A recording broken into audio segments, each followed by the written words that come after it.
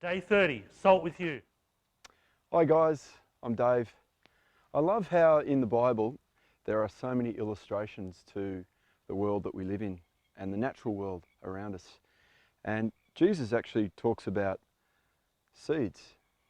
And just like this seed of broccoli, he says, unless a grain of wheat or a seed of broccoli falls to the ground and dies, it remains a single seed. So I love that principle that he's talking about. He then goes on to say, but yet if it dies, it produces many seeds and new life, obviously. What was he referring to? He was referring to, Jesus was referring in that passage in John to his own death and his resurrection. The fact that when he was going to die, out of his death was going to bring new life to all of us through his resurrection. And not only that, he goes on in that verse to talk about how we will follow him, and if we serve him, we'll follow him. Paul refers to, in many occasions in the Bible, talks about in following Jesus, we must deny ourselves and die to our old way of life. It's no longer I that liveth, but Christ who lives in me. And so here we see that Jesus is actually referring to our Christian life as well, that he wants us to participate, not spectate on his death, but enter into his death so that we might experience all that he has for us in that resurrection.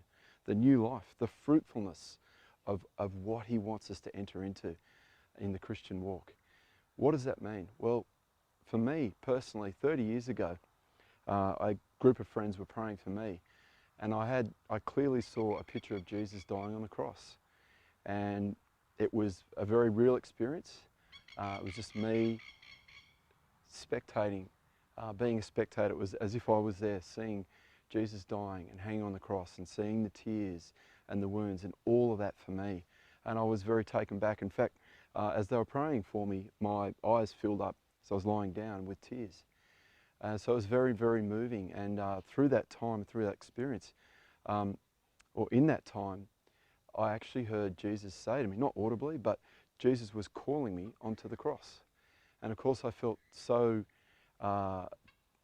unworthy to do that. How could I follow you, Christ? How could I follow in what you're doing?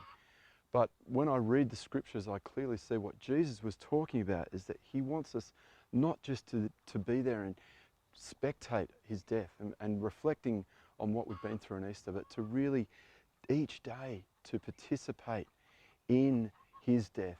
And what that means is to follow him is to die to our old life, to die to our earthly nature, to put to death, as Paul says, our old earthly nature, so that we might see the fruitfulness, so that we might see many seeds in our life.